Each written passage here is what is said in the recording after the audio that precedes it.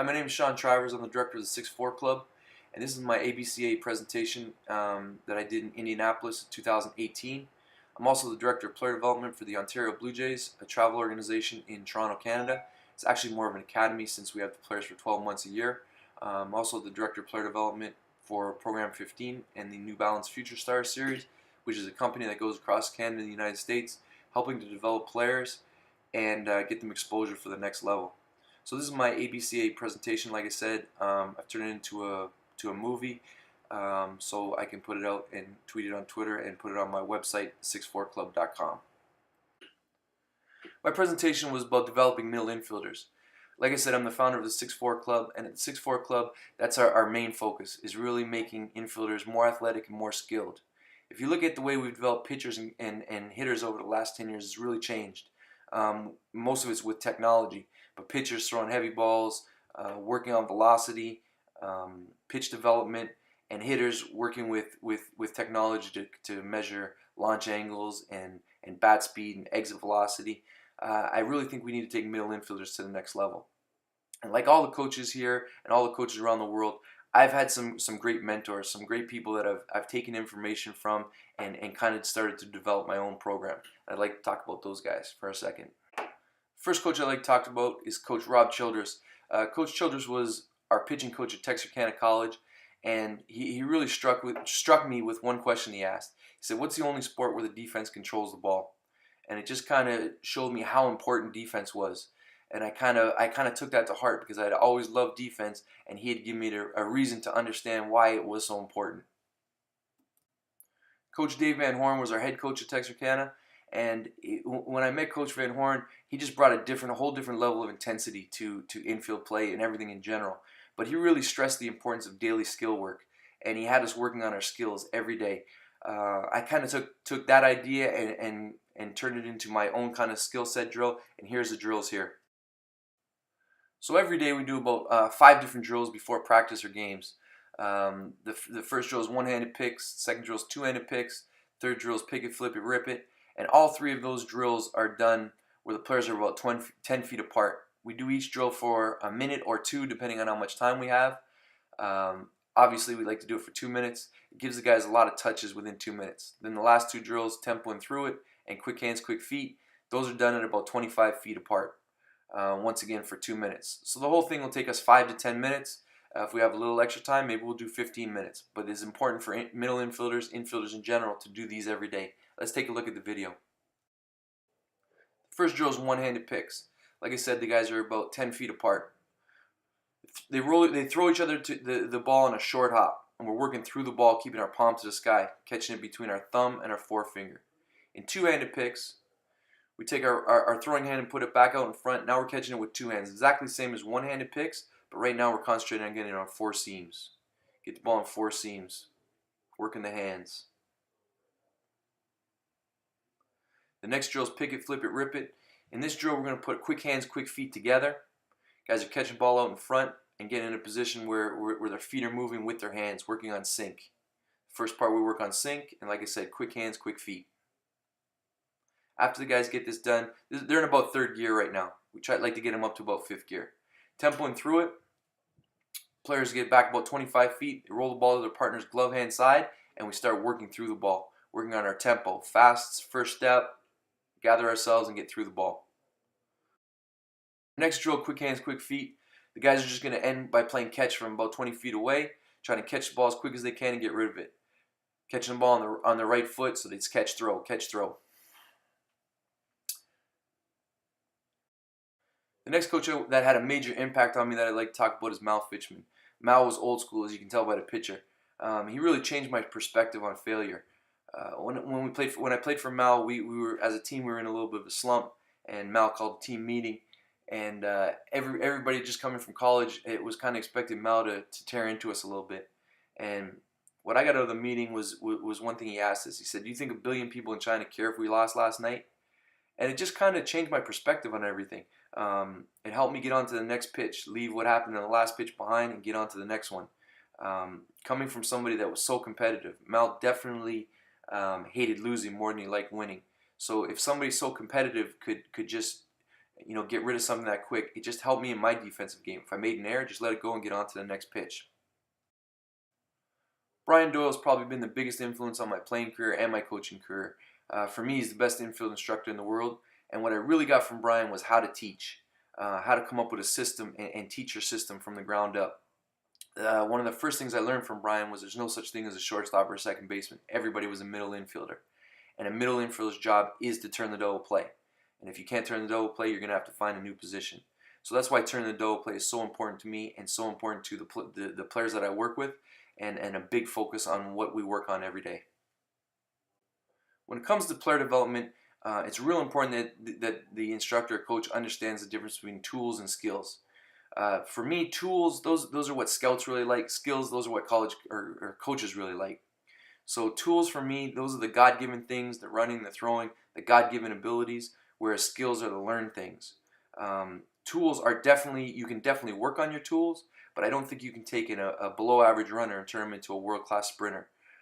Skills, on the other hand, anybody with lots of work, with 10,000 reps, can have a skill. And there's definitely some skills middle infielders need. They also need tools, so it's real important to stress tools. If I get a guy that doesn't run very well, one of the first things I'm going to do is tell him, get with a sprint coach and work on your running. When it comes to throwing, we'll get on an extra throwing program if that's an issue, and try to increase velocity and strength. But skills is what you can really work on every day, and everybody can get better with their skills.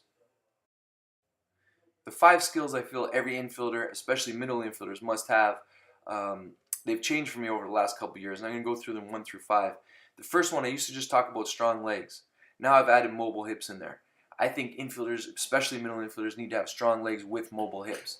If they can get in the gym and bench and squat 500 pounds, but they can't move around, it's not really very effective. So we really have concentrated on working on hip mobility. The second quality is quick, controlled feet. Like I said before, I just talked about quick feet, but everybody's seen that infielder with really quick feet, but there's no control. He's kind of all over the place, looking like he's on skates. So not only do I want quick feet, but I also want them to be controlled. Quick hands, just very obvious. As soon as the ball touches a glove, I want to go in the other direction, whether it's a ground ball or a thrown ball.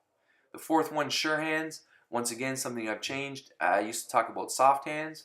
I feel like if you're going to have quick hands, soft doesn't really describe them. If you think of a ball going into a pillow, it's going to get in there and get lost. I want the hands to be sure. When the ball touches the glove, it doesn't move around in the glove. The player can really control the ball. And I think sure hands is a better description of what I'm looking for. The fifth quality is smooth actions. And this encompasses a lot of different things. The first thing is, I think you should look your position. If I see you in a McDonald's after a game with your team, I should be able to pick out who the middle infielders are, who the catchers are, who the pitchers are. There's a kind of a look to the position you play. That's the first part of it. The more technical part is for me sync, that your hands and feet sync up together. What's the point of having really quick hands and slow feet, or really quick feet and slow hands? They have to sync together.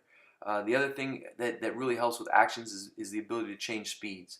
And the tempo on a routine ground ball for me is fast, and then they can slow down, control themselves, and then fast through the ball. But being able to change speeds is going to help the player pick hops. And all of this is part of having smooth actions.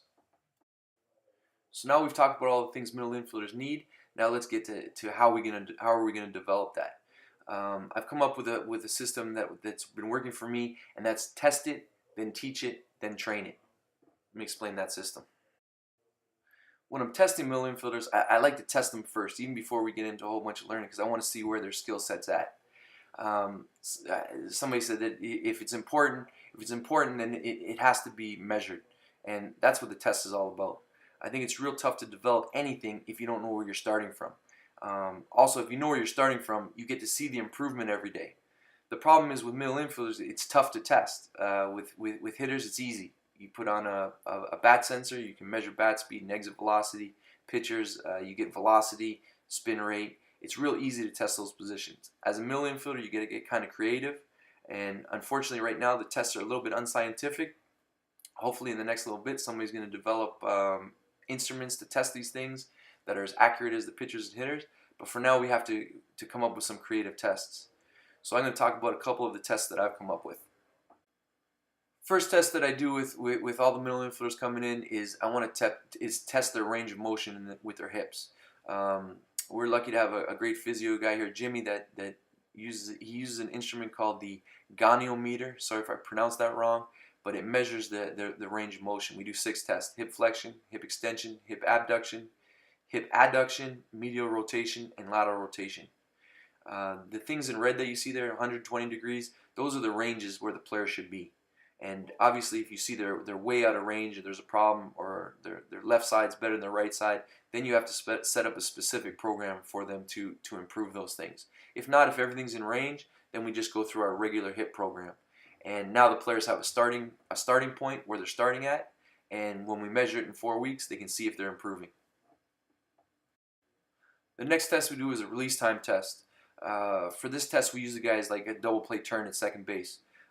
It's real important for the feeds to be consistent, so we use a fungal man or a hack attack. The other thing that's really important is the distance from the base to the end point has to be the same. We use 30 feet. We could easily use 90 feet, but that's more just getting your double play turn time. And guys with stronger arms, they're going to do better than guys with weaker arms. So I feel like at 30 feet, we're going to get a better idea of what your release time is. We start on the player's first movement, and we stop the clock as soon as the ball hits the net. Let's check it out on video. This is just a setup we use with the fungal man. So the first guy goes. That was a 4-0. Jaden here, 6-6. I told him after that one it was a good 60 time. 4-9. Last one, 4-1. That's how you do it. This test is the quick control feet test. Here we're going through a cone drill, and you see the cones are 12 feet apart in length and 10 feet apart in width. They start off at the first cone, they go to the right, they go to the left, right, left, then they get around that cone and finish through the finish line. At each cone, the player has to get into fielding position, so the glove has to touch the ground, so they got to cross over quick, get there, cross over the other way and get there. And then we measure their time, and like I said before, the whole goal is to give them a starting point so they can continue to work, test it in a month, and see if their feet are getting any better. Here's what the test looks like. You see Khalid there, and the first cone didn't get down to the ground, so I just yelled at him, make sure you touch the ground. He's getting through the cones all the way through. He's got to field the ball at the end. Here's Noah here. And you see it's a quick crossover, then control yourself through the finish line. Now we get to the teach it section. Probably every coach's favorite part is teaching. So the first thing is to be strong in what you're teaching. You also have to let the players be athletic, but there has to be some fundamentals in everything that you do. So the way that I teach things is, or what I'm going to show in this video is how we teach the double play turn at second base. And it's just one of the turns we teach. It's the come across the bag turn. And we're going to set the players up. We're going to teach it to them dry, and then we're going to make it a little bit more active with the second part. And then obviously the third part would be take it on the field and create game situations. But here's how we teach the double play at second base. So like I said, I'm going to show you how we teach a double play turn at second base, and the one turn that we're going to talk about is the come across turn. That's where the players come across the bag. We do it in 2 parts. The first part will be the dry part, where we're working on footwork. There's 3 rules. Their left shoulder has to be on first base, catch the ball on the right foot, and catch the ball with 2 hands out in front. Momentum is the key to the double play. I'm just going to let the video play here. We're going to turn 2. We're going to be second baseman turning it from second base. So just put your gloves down on the ground. I'll use the base. Here's first base for me. When we get to the back corner, this is where we want to set up, either here or some guys like to be here. 3 rules to turn the double play at second base. The first rule of turning the double play is get your left shoulder on first base. So we're set up here, turn my head to the shortstop. I want the ball out in front. The second rule is catch the ball on my right foot. So on the perfect feed, all I do is take my right foot to the ball. The key here, guys, you got to make sure your instep is pointing towards first base. A lot of guys will get lazy and they'll do this. So now our first rule is broken. Look where my left shoulder is. The reason why I want this shoulder at first base is because when I'm turning the double play, I very rarely see first base. This ball is going to go wherever my shoulder's pointed. So I get here, left shoulder first base, take my right foot to the ball, I catch it with 2 hands out in front. Get to my left foot to throw. When I finish turning this double play, I should be looking in left field if I do it properly. So the first thing we're going to do, everybody's going to get set up like this. I'm going to tell you, ready, catch. I want to see you catch the ball like this. After we get that, I'm going to say, ready, catch, throw, and everybody get there. Then I'm going to say, put it together, and we're going to put it all together right here. Here we go. Ready? Catch. Awesome. Let's get back again. Now this time I'm going to say catch and throw, so it's just catch, throw. Ready position. Catch, throw. Good. Now let's put that together. Go. Perfect. Now let's put it all together and actually throw. So it looks like this. Remember, momentum is the key. Catch the ball out in front. Throw. Should be looking the other way. Here we go. Ready? Looking at the shortstops. Go. Awesome. The second part of teaching double play turn at second base is more of an active thing. So part one was dry, we're working on footwork. Part two is active. We're going to put it into practice. We're going to start slow and then progress to faster. At the end, if they're not dropping some balls, then they're probably not going quick enough. The first time through, all I want you guys to do is catch the baseball. So all I want to see is you catch it on your right foot and freeze. Flip it back to me. Good. Good. Should be catching it when your right foot hits the ground. Good. Stay there, stay there, stay there, stay there, stay there. Okay, look. This is paying attention to detail right here. Look at his foot. This is no good. This throw's going up the line. This foot has to be here. The next thing I forgot to mention when we talked about it, relax. When you throw the baseball, make sure this is bent. Make sure your leg's bent so if they slide into you, it's boom. When you're stiff like this, he slides into you, that's how you pop your knee. We're not going to go fast. Remember what I said? Get away from the base. You should be facing that way after you finish turning it. Here we go.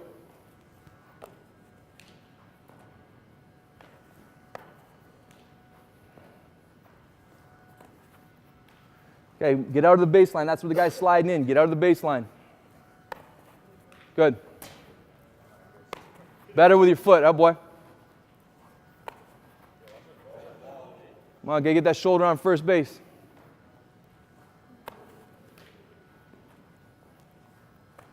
Good. Let's pick up these and do it from short now.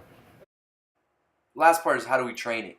So obviously we're going to train the skills. I'm going to show you a couple drills that we use to work on turning the double play. And like I said, middle infield's job is to turn the double play. So these are things that need to be done every single day. They need to be turning lots of double plays. And you'll see by our drills, that's what they get to do. Lots of double plays in a short amount of time. And then the last thing that I'm going to talk about is how we train our middle infielders with middle infield plyometrics.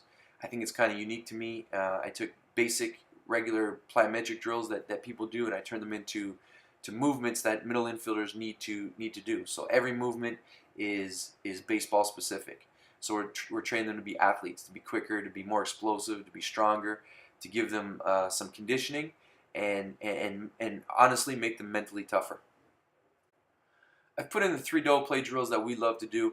The first one's called motion, and you're going to see when the video goes up, the player's moving a clockwise rotation when the second baseman's turning, and counterclockwise when the shortstop turns it. Then we do feeds and turns.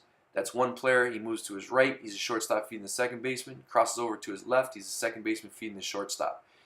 We do a set of 10, so there's lots of feeds and turns in 10 seconds. Side to side, it's more focused on the feeds than it is the turns.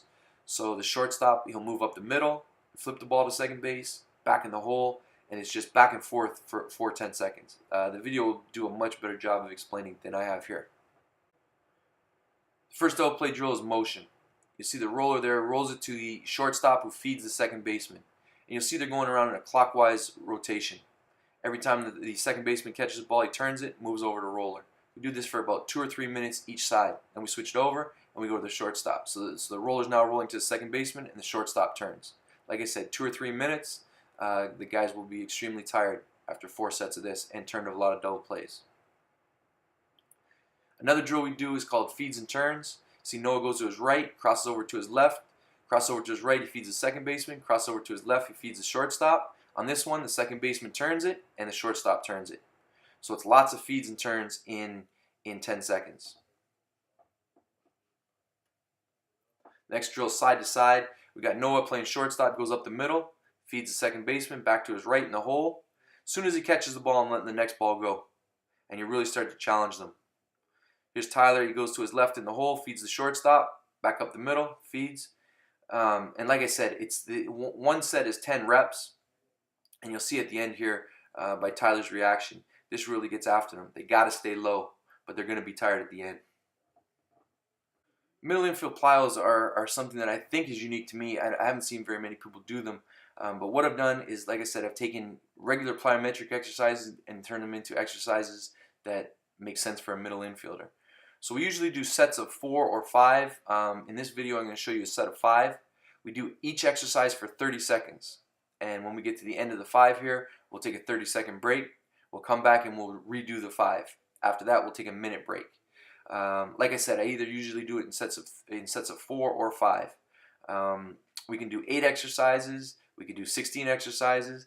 I can do it as long as I think the players can handle it. At first, when we first start this, we'll definitely probably only do 1 set of 4, and then redo it, and then we're done for the day. But like I said, we probably have 20-25 exercises in our arsenal, and we can keep it fresh and keep the ideas coming and keep the guys guessing. But here's what it looks like. Right foot tees. Try to hit the same spot every time. Same spot every time.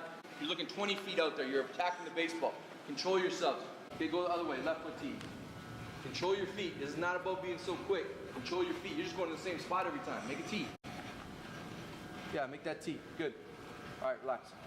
So remember, in fielding position out, you try to keep the distance between your chest and your knees the same. So you're just getting off the ground just a little bit. Here we go. Ready? Ready. Go. Try to keep the distance between your chest and your knees together first. Perfect. Have some balance. Good. Good. Relax. Catch and throw. Here we go. Ready? Fielding position. Go. Quick hands, quick feet. Quick hands, quick feet. Here we go. Be quick. Be quick. Ready to throw. Come on. Pitch the ball. Pitch the ball. Pitch the ball, Jake.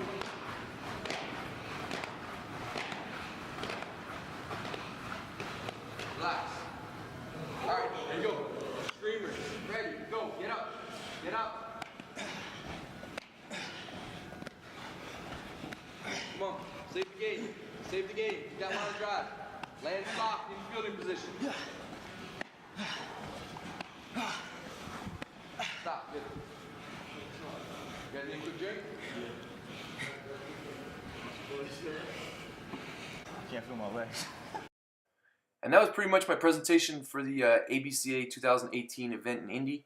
Once again, my name is Sean Travers. I'm the founder of the 64club.com, and that's my new website that I just started. The support has been incredible since the Indy convention. I've had lots of members sign up. You can go to the website. There's a free part of the website, which I call the 64 community, and then there's the paid part, which is 64 Club. I've got a special going right now for the ABCA convention. Regular price for a year's membership is $99. If you take advantage of the ABCA promotion right now, it's $40 for the entire year. And I'm going to be updating that site all the time. I plan on having a private Facebook group where we kind of meet once a month to discuss infield play, and I answer some questions. My info is on there. My email is info@64club.com. Twitter and Instagram is @64club. My hashtag is Can You Pick It. The reason I use Can You Pick It is because I remember as a kid, first time I got on the field with a professional player, and I was going to take ground balls with him. That's what he asked me. He said, "Can you pick it?" And I just think it's kind of a cool hashtag. I'd love to thank the ABCA and Coach Sheets for letting me speak at this event. Unbelievable event. I can't wait for next year in Dallas. I'll definitely be there. That was one of the best baseball experiences of my life. So please, if you have any questions, hit me up on Twitter or the website. Please become a member, either a free member or a paid member. And if you have any questions, please just send them my way. Thanks again.